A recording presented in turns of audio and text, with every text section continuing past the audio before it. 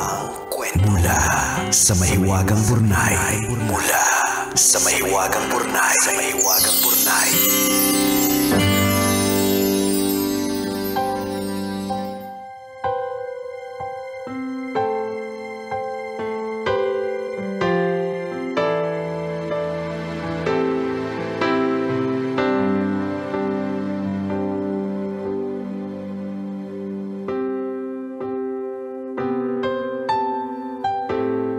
Dear Nicole and Diego,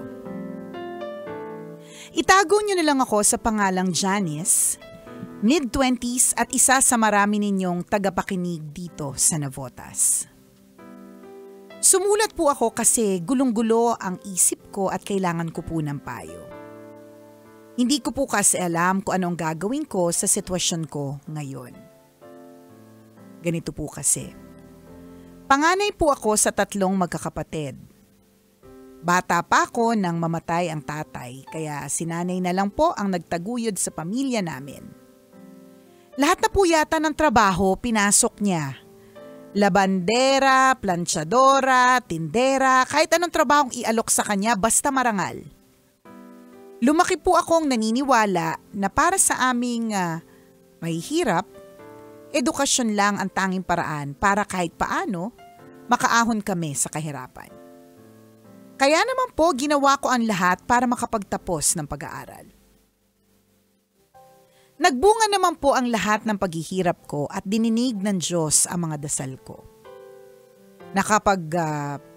Tapos po ako ng kolehiyo at nagtatrabaho na ngayon. Hindi naman po kalakihan ng sweldo pero nakakatulong na po ako sa pagpapaaral sa mga kapatid ko at sa mga gastusin sa bahay. Simula po na magtrabaho ako, nagtatabi po ako ng konti at pinapatago ko kay mama para sigurado akong hindi ko magagastos. Dahil ilang taon ko na pong regular na ginagawa ang pag-iipon kada sweldo, malaki-laki na din po ang naipon ko. Kamakailan lang, nasira po ang cellphone ko. Kailangan kong bumili ng bago kahit mumurahin lang. Sinabi ko sa nanay ko na babawasan ko ng kaunti ang ipon ko para makabili naman ng cellphone. Laking gulat ko nang sabihin niya na dinonate niya ang ipon ko sa simbahan. Mas madami daw kasing nangangailangan kesa sa amin. Hindi naman daw kami pinababayaan ng Diyos. Ginawa daw instrumento yung ipon ko para makatulong sa mga kababayang naghihikahos. Nicole and Diego, kapos din po kami. Kung hindi po ako magtatrabaho, hindi kami kakain. Inipon ko po yun para may madukot in times of emergency. Ngayon po na kailangan ko, sino po ang tutulong sa akin? Naisip ko pong pumunta sa simbahan para bawiin yung dinonate ng nanay ko. Grabe ka naman.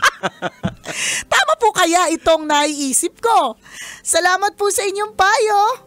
Ang inyong kumikinang na tagapakinig, Janice.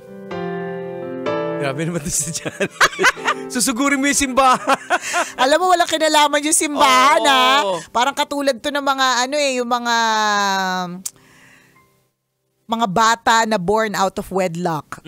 Nagagalit ka dun sa bata kasi nabuntis ka ng maaga. Anong kinalaman ng bata? Nandun na ba siya nung ginagawa nyo ang camerot? Wala naman, diba? So, ano din kinalaman ng simbahan? I mean, of course, yun yung pinuntahan. Pero wala siyang kinalaman sa desisyon ng nanay mo. Hindi niya alam yung tungkol sa ipon mo at sa pagkakaroon ng hikahos. Ang alam niya lang ng simbahan, merong napakabait na nag-donate. So kung ang tanong mo sa amin kung dapat bang bawiin sa simbahan, hindi.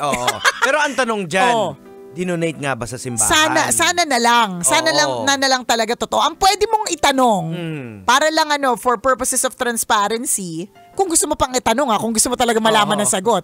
Ang pwede mo itanong is, meron nga po bang nag-donate? Ganyan. Kaya lang baka hindi rin magsabi ng info kasi maaring anonymous donor or yung data privacy. Hindi rin sasabihin.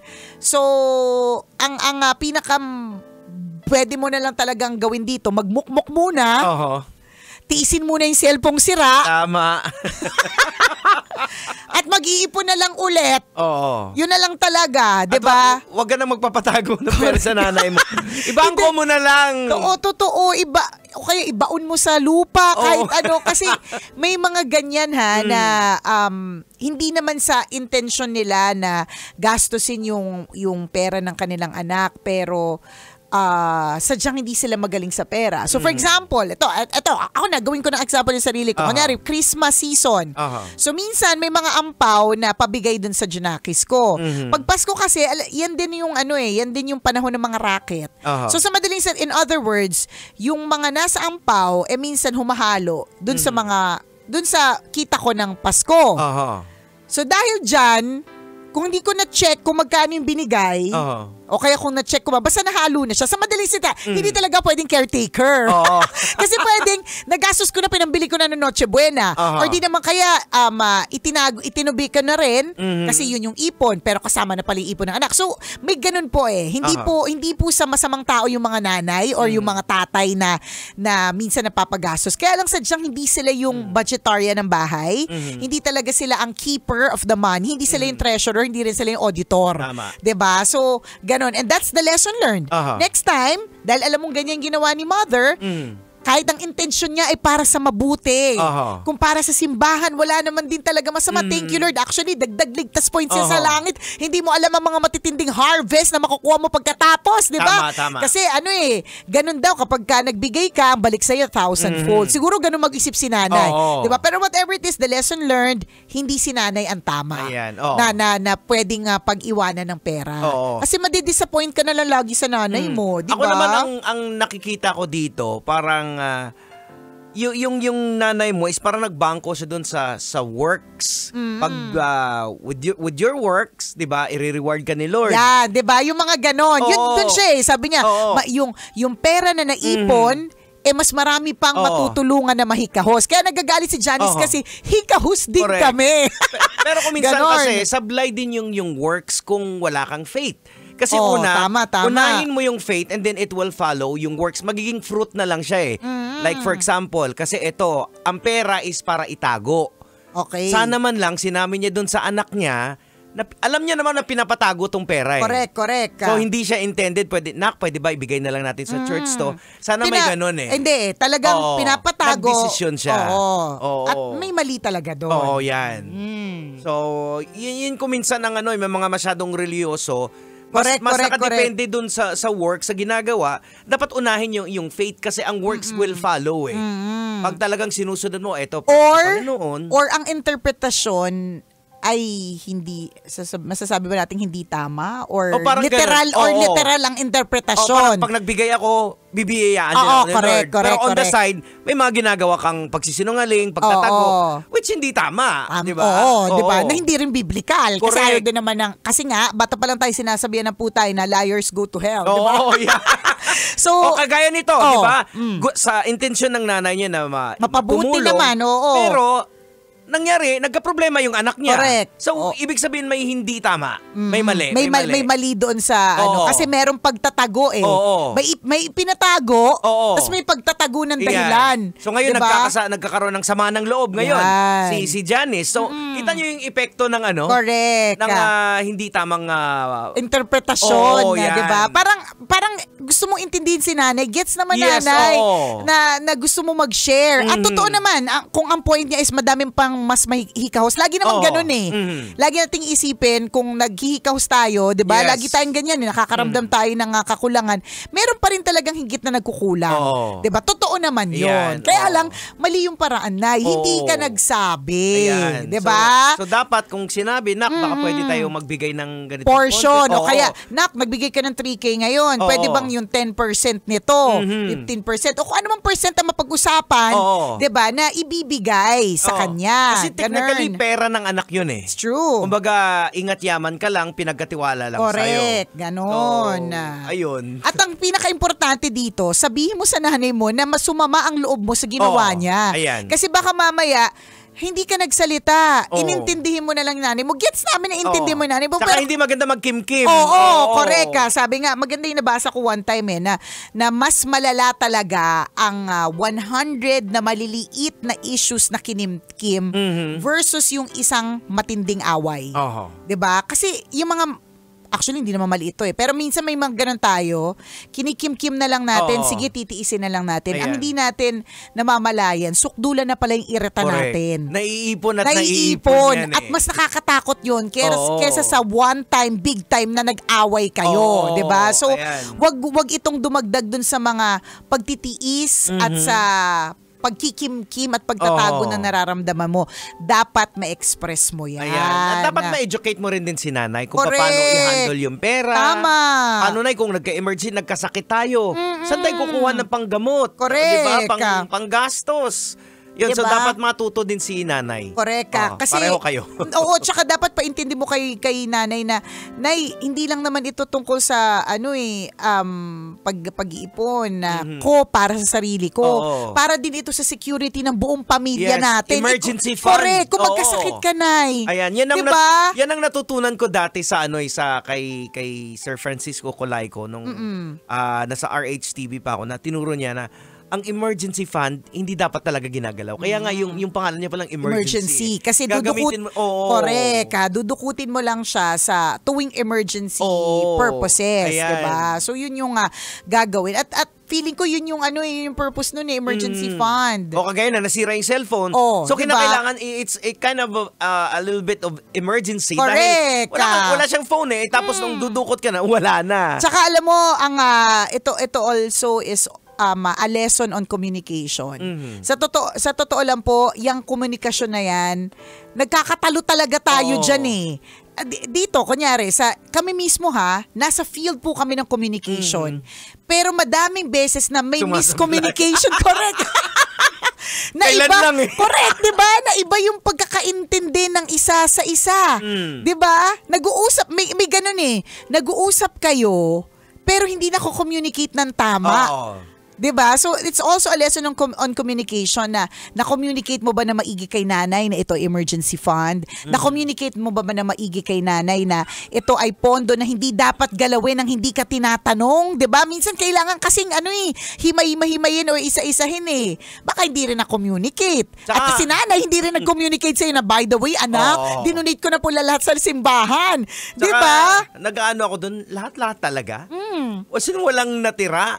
So, yun kasi ang term na Nay, pwede ba akong kumuha ng part lang, konti lang. Wala. As in, buo. So, parang medyo, hindi naman sa inaano namin si nanay mo parang may something. Hindi kaya nalulong na si nanay sa casino. O kaya sa sa arcade. Di ko sure. Grabe ka Judger! Scatter! As a judger, baka nalulong sa mga, baka may bisyo yan, baka may jowa. Or hindi natin alam, baka may jowa. Baka na-scam din. Hindi natin masasabi. Pwede. Baka na-scam din. Correct na. Natakot lang din yung nanay mo. Tama, na magsabi sa'yo. So ngayon, di ba, at least, medyo pigain mo din si nanay. Saan ba talaga napunta? So ngayon, kapag nalaman mo na scam, intindihin mo at tuturuan mo na next time magtatanong ka po kasi talaga, or alam mo naman na kapag ka-senior na talaga nga ito yung mga target binibiktima po talaga sila, 'di ba ganun? So para makapag-warning ka. Ngayon kung napunta nga talaga lahat sa simbahan, wala natira, 'di ba? Para ma-educate mo din siya na yung ipon din, while everything, all our blessings come from the Lord. Totoo naman talaga 'yun. Hindi naman ibig sabihin na hindi mo ipapaalam kapag ka-share mo ito. 'Di ba? Yung ganun. Lalo na pinagkatiwala sa'yo. Yes. Naalala ko lang isa kong kaibigan na kasi parang feeling ko, for example, yung mga insurance o kaya yung mga tulong pagdating sa financial financial freedom. I think it's helpful Kaya naman create yung ganun. Meron akong isang kakilala na ayaw niya maniwala. Hindi ako sa nagko-convince parang ayaw niya kasi ang hindi dapat yun yung paraan para makakuha ng grasya or makakuha ng blessing. Kaya bakit parang dumidilim? Ba't dumidilim? Sorry, dumidilim dumidilim yung ilaw. Takot ako. Baka yung nanay. Bigla lumabas si nanay sa likod. Kaya nga. Dinonate ko naman talaga sa simbahan. Baka bulungan ako. Nakadonate sa simbahan. Bakit niyo ako pinagdududahan? Katakot. Ay, huwag kayong ganyan. Huwag kayong ganyan na. Nanakot kayo. Ayun na, mamaya kwento ko sa FB Live yung tungkol dun sa parang yung paniniwala na tas iba yung paniniwala niya na kung saan nanggagaling. So ayaw niyang tanggapin yung help galing sa mga ganon. Well, siguro iba kanya-kanya naman yata talaga, pero mahirap kasi pag masyadong literal yung understanding natin eh. Tama. Diba? So dapat mas malalim. Yan. At mas mahabang usapan to. Oras natin! 1:39! Ako pong kumikinang na ulo, Diego Bandido. At ako kumikinang ina mo, Nicole Yala. Kailangan pa bang i-memorize yan? Basic! Kailangan pa bang i-memorize yan? Love Radio Basic!